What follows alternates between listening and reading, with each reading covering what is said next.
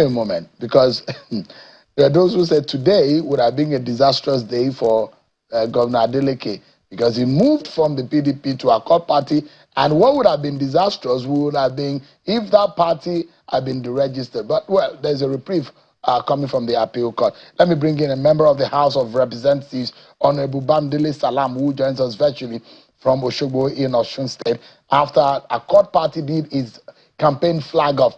Thank you so much, Honorable Bamidele Salam, for joining us tonight.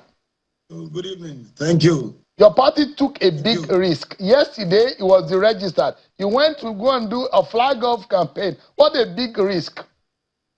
That's not a risk. We were actually not perturbed by that fortunate pronouncement of Justice Lifu. We regarded it as just a test of faith. We knew very well that that judgment could not stand because it does not have any legal or moral standing. It does not have any precedence to lay itself on to stand on. So the government was not perturbed, and we were not perturbed, and that was why we went on with the massive flag off of the campaign we had today in Oshogbo, Osun State, where we received thousands of new members into the party, had the endorsement from professional bodies and unions and organizations, and received the flag from National Chairman of the Accord. As far as we are concerned, that judgment was just a small distraction, not anything fundamental enough to weaken our resolve to pursue this electioneering campaign and, of course, win the election for Governor Adeleke.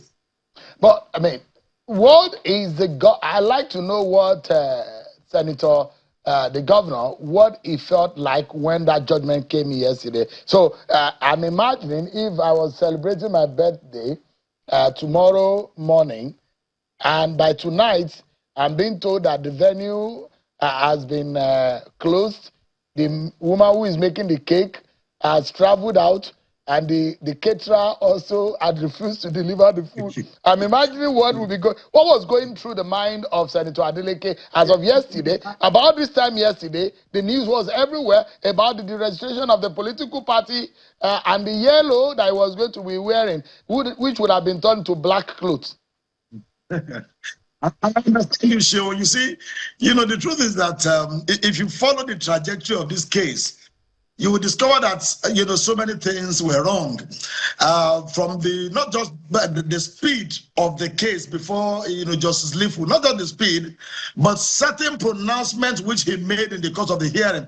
For example, it is a settled principle in law that when you have a matter and somebody comes to apply to join, because the outcome of that proceeding will substantially affect his rights, you don't refuse him the right of a joinder. So Justice Lifu refused the right of a joinder to Governor Adeleke, to the candidate of the Accord in Ekiti, and some other interested parties who came to say, well, this matter you are hearing, if you decide it either way, will be affected.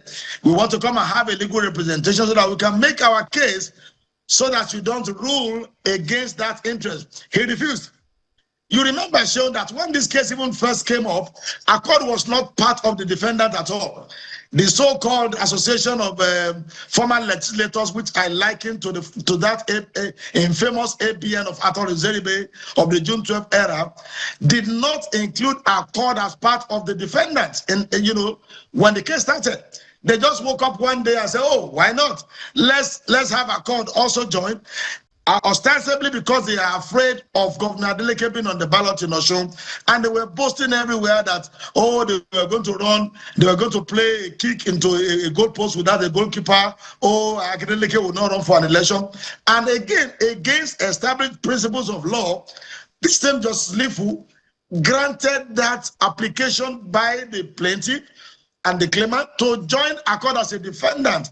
It is not, it doesn't really tally with the position of the law on how you can bring, fresh parties into a case of that nature. So all these matters that we have seen had made us know that one way or the other, it appears that Justice Lifu had his own end in mind that he was going to. So Governor Adeleke was not shocked. The only thing that shocked us was that he could brazenly enter a judgment in a matter on which the Court of Appeal had ordered a stay of proceeding. I mean, that one was an overboard, was out of this world, and that was the only shock. It was not really what he did, that was shocking. And we have faith. Governor Adeleke has faith in the judicial process and knows that even if the lower court gives a judgment that does not stand the test of the of the law, there are superior courts that you can appeal to that will give you judgment. And that was actually what you said yesterday when that judgment came, to say that he was confident that that judgment will be overturned by the Court of Appeal in this instant case. Honorable, there is a long list of your colleagues, both in Senate and the House, who are not going to be returning. And there are those who are watching and laughing at some of you lawmakers to say, it serves you right. When you were amending the law, the electoral law, you were doing it the way you wanted. Now some of you are receiving the very painful end of the stick. Now I understand about 70 or so of the senators may not be returning. I mean, what lesson do you think that you have learned in the electoral amendment process? Because there are areas and portions of the electoral law that have been badly amended, looks selfish, looks very primordial, and a lot of Nigerians say it took us backwards. Well, to some extent, I agree with you that there were certain things that were done by the parliament in the course of amending the electoral that we should not have done. And I made this position also even on the floor of the House. For example, I was one of those lawmakers who believe very strongly that it was wrong for us to legislate the conduct of primaries and restrict political parties to only two options. From inception, we had always had multiple options for political parties. It's either you go for consensus, you go for direct primaries or indirect primaries, depending on what the constitution of the party says. And by the time this amendment was being proposed that indirect primaries must be removed from the options available for the conduct of primaries, some of us were of the view that it was a recipe for chaos, because this is a system that does not have any, determinable database of party membership, the resource and the capacity to organize direct primaries in every ward. It's not even available to most political parties. But, well, this is democracy. The majority will have its way, the minority will have its say. We did make a say then that this was like handing over, a sword to those who want to cut you down. Unfortunately, like you rightly said, members of the parliament are some of the direct victims of some of these, amendments. And I'm sure that, we are learning our lessons. It may be the hard way. And hopefully when we have an opportunity to do things next time, we're going to be more, more detailed. We are going to be more circumspect. And again, we are going to be more careful to ensure that we do not allow an amendment of the Electoral Act too close to an election.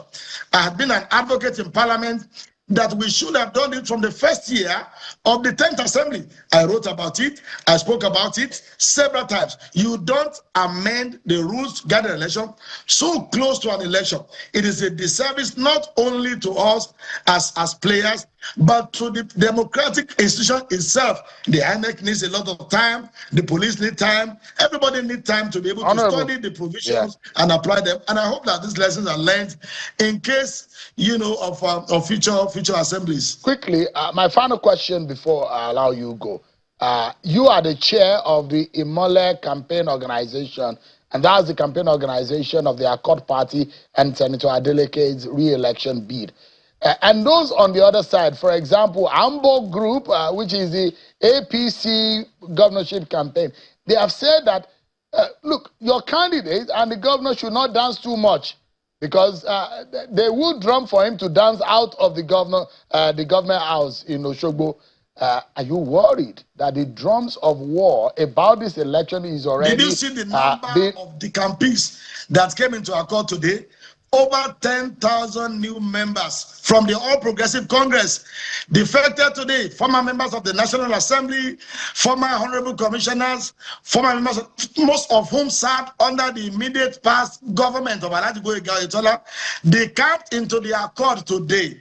Professional bodies like the Nigeria Labour Congress, the Nigeria Medical Association, the Trade Union Congress came out to endorse the governor. What is there to be scared of? We are coasting home to victory, and they know. They conducted survey and knew that if you conduct that election today or any other time, Adeleke will beat them blue and black and emerge as the victorious candidate in the August 15 election. They are the ones that are panicking. They are the ones that are jittering.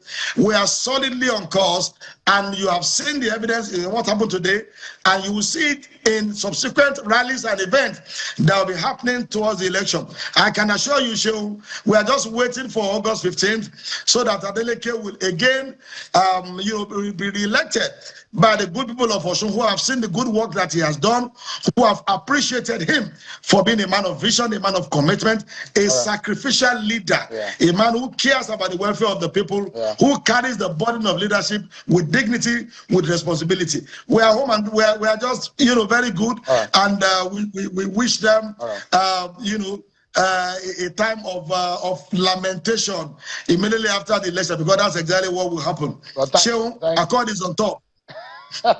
Those who say that Adeleke has turned and painted Osun yellow and turned the state yellow. But I understand that Senator Adeleke's favorite song now is Emma Damiduro by Davido, his nephew, and he's praying that they don't stop him. But I hope that that song will last for a long time, and it will not be turned. Who can stop a man that God has ordained? All right, thank God has ordained him, God is with him, and the people are with him. He's unstoppable. Honorable Bamidele Salam is the chair of the Imole campaign organization. That's Senator Adeleke's campaign organization in the August 15 governorship election. Thanks so much indeed, Honorable, for your time. Thank you for having me, Shehu. Thank you. Let's get back to